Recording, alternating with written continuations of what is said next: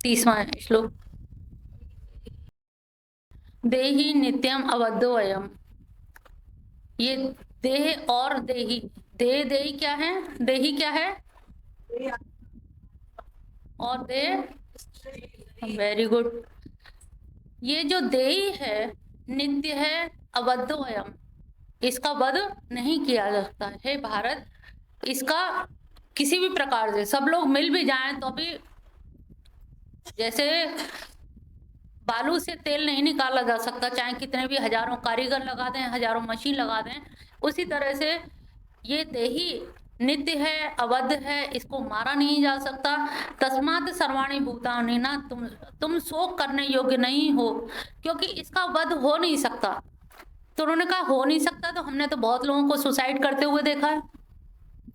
अगर सुसाइड हो नहीं सकता तो ये करते क्यों हैं?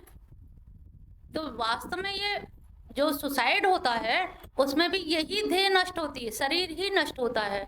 उसमें आत्मा तो प्रेतात्मा बन जाती है, आत्मा तो भूतात्मा बन जाती है, लेकिन और भूतात्मा प्रेतात्मा बन के भी वो अपने घर परिवार के लोगों पर के माध्यम से उसका उद्धार हो पाता है। कहा जाता है प्रेत और ये जो है भूत हवा के वायु के रूप में जैसे रहते हैं, तो इनको अपनी जो भोग वासनाएं रह गई हैं, जैसे किसी ने फांसी लगाई, फांसी लगा के मर गए, लेकिन उसकी जो इच्छा थी अंतिम इच्छा, तो अंतिम इच्छा पूरी करने के लिए, क्योंकि हर जगह ये फॉर्मूला सत्य होगा, अंतमति से गति, तो अंतिम इच्छा लेकर के वो जीव जो मरा है वो ऐसे व्यक्ति का साथ, ऐसे व्यक्ति पर सवार होगा जिसके पूरी हो सके। जैसे आईआईटीएन लड़के, मैंने अभी टीवी उसमें भी यूट्यूब में भी आया था, डाला था कि इन लोगों में जो बड़े बड़े बुद्धिजीवी हैं, किसी के अफेयर में असफलता हो गई, कहीं प्रेमिका ने दगा दे दिया, कहीं कुछ, तो ये ऐसे व्यक्ति का साथ लेते हैं जिससे हमारी वो आखिरी इच्छा पूरी हो सके। तो अब इन्हें इच्छा पूरी करने के लिए दूसरी देह की जरूरत है, दूसरे शरीर की जरूरत है, और दूसरे शरीर के बिना ये अपनी इच्छा पूरी नहीं कर सकते। और जब तक इच्छा पूरी नहीं होगी तब तक ये 100 वर्ष तक, 1000 वर्ष तक उल्टे टंगे रहेंगे। ये समझ लो, मतलब सुसाइड करना इतनी बुरी चीज है कि अगर 100 वर्ष तक उल्टे टंगे रहे किसी पेड़ पर, तो सोचिए क्या आपकी स्थिति होगी जंगल में। और वहां तुम्हारा जो फ्रेंड सर्किल है वो भी सब भूताओं का, भूत और प्रेतों का ही होगा। उनके बीच में ना किटी पार्टी तुम लोग कर पाओगे ना कुछ कर पाओगे। तो इसलिए थोड़ा अच्छे अच्छे काम कर लो, ऐसा कोई काम मत करो कि प्रेत और भूत बनना पड़े। सुसाइड करना हो तो यहीं आ जाना, जिसको भी करना हो, अपने घर में मत करना। एक व्यक्ति ने मुझे, एक महिला ने फोन किया कि हम गंगा बैराज पे खड़े हैं, तुम्हारी वहाँ की गंगा बैराज पे खड़े हैं, हम कूदने जा रहे हैं। तो मैंने कूदना, तो उनकी तुम घर आ जाओ, यहाँ पे माधव के दर्शन करके तब मरो, मरना हो तो ढंग से मरो।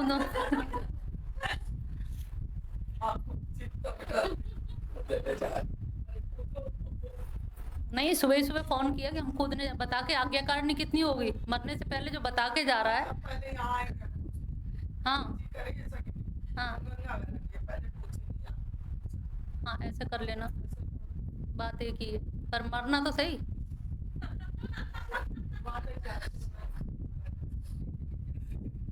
नहीं, ट्राई नहीं करना, सबके संग ही करना। तो प्रेत आत्मा, भूत आत्मा, इन लोगों से बचने के लिए हम जीवन का उद्धार कैसे करें? हम चाहें तो देखिए, एक ऑप्शन ये है कि हम प्रेत भी बन सकते हैं, एक ऑप्शन ये है कि हम देवता भी बन सकते हैं। ये दोनों चीज तुम्हारे हाथ में है, किसी और के हाथ में नहीं है। और तुम्हारे हाथ में ये किससे आ रहे हैं? ये कान के द्वारा शब्द तुम्हारे कान से पहुंच रहे हैं। ढक्कन तो है नहीं इनके, आंखों के भी ढक्कन नहीं है, आंखों से इनको देख रहे हो, कानों से हमारी वाणी सुन रहे हो, तो विलंब काहेगा? अपना उद्धार करने में काहे चीज का विलंब है? कौन रोक रहा है तुम्हें? जब पतियों ने यहाँ आने से नहीं रोका है तो उद्धार करने से कैसे रोक लेंगे? हम खुद बहाना बनाते हैं ना इसके, हम खुद प्रमाद में हैं, हम खुद तमोगुणी हैं, हमें खुद अपनी नींद प्यारी है, घूमना फिरना प्यारा है, शौक मौज करने प्यारे हैं, इसीलिए हम नहीं लग पाते उस क्षेत्र में।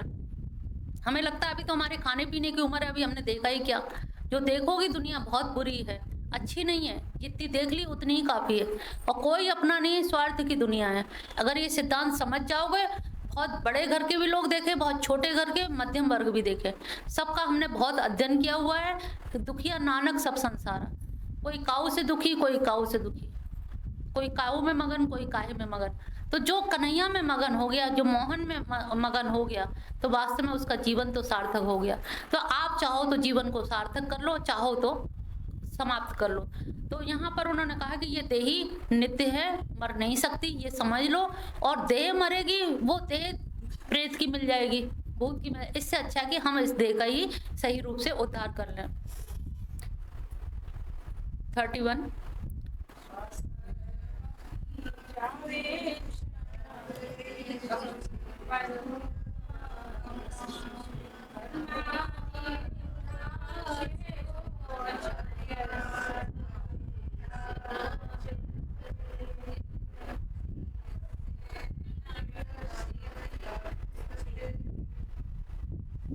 स्वधर्ममपि चावेक्ष, अपने धर्म को देखते हुए भी न विकम्पितो अर्हसि। अर्हसि माने होता है योग्य, तेरे अंदर ये योग्यता यानी कि कंपित होने की योग्यता या क्षमता नहीं आनी चाहिए।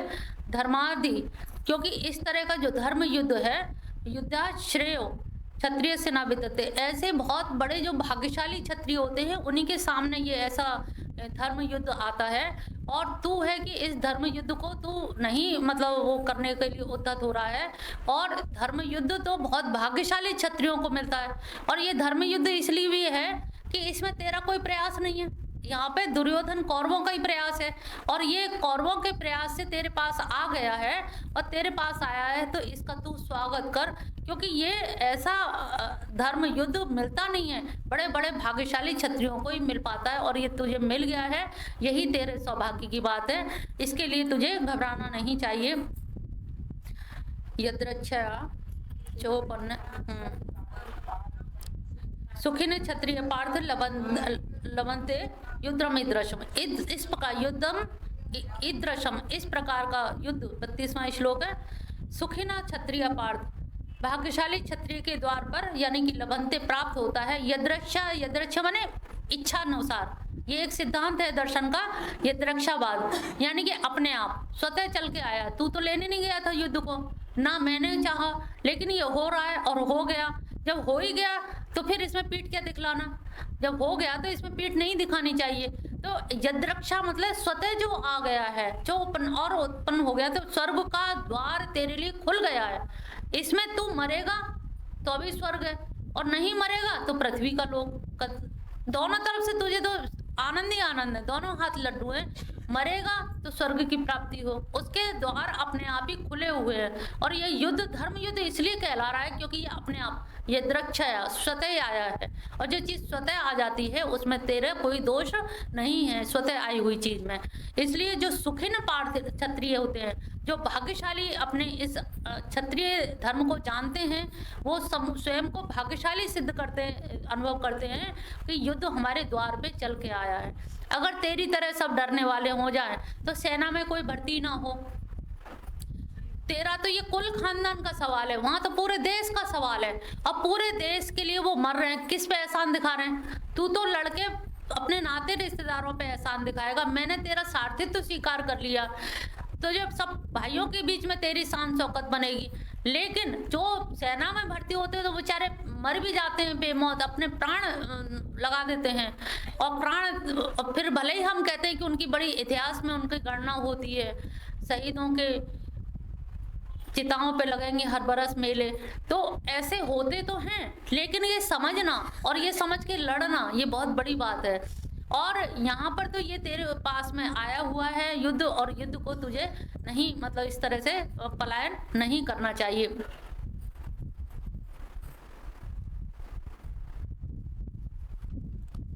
तैतीसवां अथ चेतम अमिमम धर्म संग्राम न करिष्यति, इनमें कम अर्थ है थोड़ा सा। ततः स्वधर्मम कीर्ति चाहित्वा पापम आवश्यक, यदि तू ये धर्म युक्त युद्ध को नहीं करेगा तो समझ ले तथा स्वधर्म कीर्ति, तथा यानी कि अपने धर्म की कीर्ति भी नष्ट होगी और पाप को भी प्राप्त होगा। कहा जाता है कि हमारे स्मृति पुराणों में भी कहा गया है कि जैसे जो पीठ दिखा देता है क्षत्रिय युद्ध के क्षेत्र में पीठ दिखा देता है, तो उसके जो पूर्ण हैं वो सब मालिक को यानी कि राजा को चले जाते हैं। और जो पीठ दिखाता है, मनुस्मृति में भी कहा गया है, आपस्तंभ में भी, कि जो पीठ दिखाता है तो एक तो उसके पुण्य राजा को चले जाएंगे और राजा के जो पुण्य है वो पाप है वो इसको मिल जाएंगे। तो उसके पाप इसको मिल गए और इसके पुण्य, तो इस तरह से क्या हुआ, वो नरकगामी हो जाएगा। पीठ दिखाने वाला क्षत्रिय हर दृष्टिकोण से वो निम्न कोटि में जाएगा, क्योंकि उसके राजा के पाप ले लेगा और इसके पाप पुण्य जो है उस पर चले जाएंगे। तो पता लगा 0 बटा सन्नाटा, इसमें पूरे तरह से हानि ही हानि है।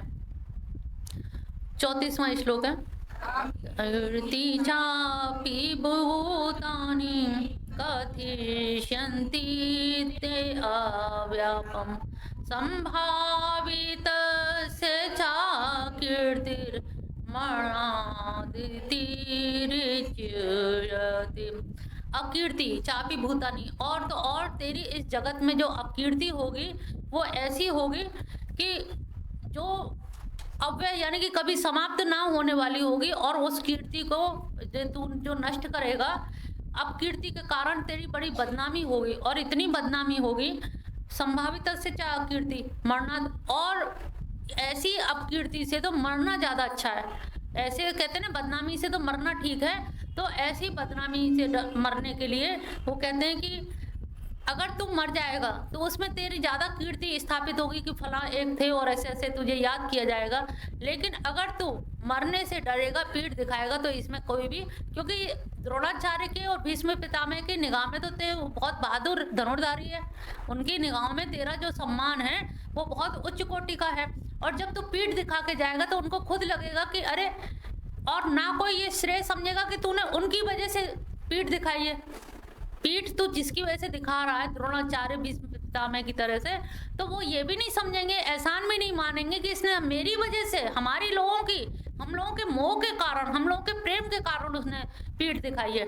वह हमेशा तेरी अपकीर्ति होगी उनके दृष्टिकोण में। जो तेरा एक मान सम्मान है, जो एक धनुर्धारी का सर्वोच्च लेवल पे तेरा जो सम्मान है, वो सम्मान भी घटित हो जाएगा, तू पतित हो जाएगा। तू ये समझ नहीं रहा, तू उनकी भावनाओं को क्यों चौपट करने में लगा है। उनकी भावनाओं का ख्याल रख। द्रोणाचार्य की दृष्टि में तू सबसे सर्वोत्कृष्ट धनुर्धारी है। अगर ऐसा ना होता तो धनुर्धारी बनाने के लिए एकलव्य का अंगूठा जो लिया गया सिर्फ तेरी सर्वोच्चता सिद्ध करने के लिए, लेकिन आज जब सिद्ध करने का मौका आया तो तू वहीं से पलायन कर रहा है। ये तेरे लिए बड़े ही अपयस की बात है। 35वां भयाद, वैसे ही बोले दे रहे हैं, भयाद रणाद उपरतम।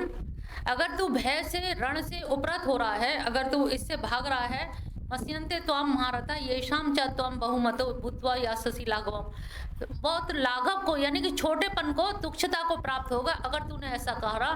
क्योंकि बड़े बड़े महारथियों ने, ये महारथी द्रोण और उनको तो गिनाया, ये इनके अलावा और भी सबके बीच में सभी को यह था कि ये अर्जुन सबसे ज्यादा, हालांकि भीम शक्तिशाली है, लेकिन अर्जुन में जो बाण चलाने की, गांडीव चलाने की जो धुरंधरता है वो किसी और में नहीं है। ये अगर तू ऐसा करेगा तो ये बड़ी लाघव यानी कि तुच्छता को, यानी कि नीचता को प्राप्त करेगा। 36वां है अवादच्य वादाश्य, यानी कि अनकहनी भी कहेंगे। कौन कहेंगे? बहुने वदिष्यन्ति तव अहिता, तेरे अहित में, मतलब इतना बड़ा अहित होगा कि बहुत सारे लोग ऐसी बात कहेंगे जो तू सुन भी नहीं पाएगा, जो ने कहना भी नहीं चाहिए, वो सब तेरे बारे में कहेंगे। निंदस्तोतम, और तेरी निंदा करेंगे। सामर्थ्यम ततो दुखतरम मुख्यम, अगर और इतनी निंदा करेंगे और उससे तो इतना दुखी होगा जिसका फिर कोई उपाय नहीं होगा। कभी कभी हम लोगों से ऐसी गलती हो जाती है, बाद में पछताते हैं कि अगर कल ही कर लेता है तो शायद इतना अपयस ना होता। तो ये कह रहे हैं कि तेरी अब, मतलब राम के टाइम में देखा, धोबी नहीं तो कह दिया था, किसी बहुत व्यक्ति बड़े ने तो कहा नहीं था, चाहते तो राजा राम उसको अंदर जेल में डाल देते, बोलती बंद हो जाती, लेकिन उन्होंने नहीं किया, क्योंकि लोक मर्यादा होती है, लोक धर्म होता है। हर प्रजातंत्र में भी जैसे हर एक को बोलने का अधिकार है, प्रजा का भी अपना महत्व है राजाओं के आगे। राजा मनमानी नहीं कर सकता, प्रजाओं के अनुरूप ही शासन करता है। जब राम नहीं रोक पाए, वो तो एक धोबी था अदना सा, तेरे तो ये सब नाते रिश्तेदार होंगे, अब तेरे अहित में ऐसी ऐसी बातें कहनी, अनकहनी ऐसी ऐसी बातें कहेंगे कि तू सुन नहीं पाएगा, और सुन नहीं पाएगा तो क्या करेगा? इससे तो मैं मर ही जाऊं, तू आत्महत्या करने के लिए स्वयं उद्यत हो जाएगा। अब तू सोच, आत्महत्या करके मरना श्रेष्ठ करे या युद्ध में मरना श्रेष्ठ करे? रण में मरना ज्यादा श्रेयस्कर है। रण के भय से तू भाग रहा है तो उस भागने से तेरा कोई कल्याण नहीं होगा, अपितु तू और ज्यादा अपनी ही निगाहों में खुद गिर जाएगा। फिर तू कृष्ण से कहेगा, कृष्ण आप तो धर्मज्ञ थे, समझदार थे, आप ही मुझे कुछ इशारा कर देते, आप ही मुझे समझा देते, क्यों मैं ऐसा करता। तब तू इतना ज्यादा पछताएगा कि उसका कहीं कोई उपाय नहीं मिलेगा। 37वां है, हतो वा प्राप्यसि स्वर्गम जित्वा वा भोक्ष्यसे महिम तस्मात् उत्तिष्ठ कौन्ते युद्धाय कृत निश्चय। हे कौन्ते, तुम युद्ध के लिए निश्चय कर करके उठकर खड़े हो जाओ। हतो वा प्राप्त, क्यों खड़े हो जाएं? क्योंकि अगर तुम मर गए तो स्वर्ग को प्राप्त करोगे, अगर तुम जीत गए, जित्वा वा भोक्ष्यसे महिम, तो महिम माने पृथ्वी का राज, तो तुम पृथ्वी के राज्य को प्राप्त करोगे। इसलिए मेरे समझ से तुम उठ जाओ, हर हाल में चाहे स्वर्ग मिलेगा या इस पृथ्वी लोक का राज मिलेगा, इसलिए तुम उठ जाओ। 38वां है, सुख दुखे समय कृत्वा लाभो लाभो जय जयो ततो युद्धा युज्यस्व नैवं पापम वाप्यस्यसि। दुख सुखे, ये सबसे कठिन है। दुख सुखे, लाभ अलाभ और जय अजय, इन तीनों चीजों में समय कृत्वा, समभाव, दोनों में सुख दुख में समान, बहुत कठिन है। लाभ हानि में बहुत कठिन है। तो ऐसे में जय और पराजय दोनों में सम, दोनों को बराबर तराजू के दोनों पल्लों में बराबर रखेगा तो तेरे अंदर का कि मैं लड़ रहा हूँ, मैं कर रहा हूँ, मैं जीतूंगा, मैं हारूंगा, ये हट जाएगा।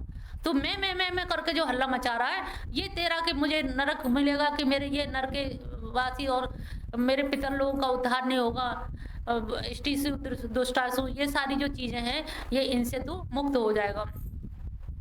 तो इन सबको समो ततो युद्ध है, इन सबको जब समान समझ लेगा, बराबर समझ लेगा, तब तो युद्ध के लिए जुट जा। नैवम पापम, इससे क्या है, तुझे पाप भी नहीं लगेंगे। तू कितनों को भी मार देगा, वो धर्म युद्ध है, धर्म के लिए मार रहा है, धर्म की स्थापना के लिए मार रहा है, इसलिए तुझे कोई भी पाप नहीं लगेगा।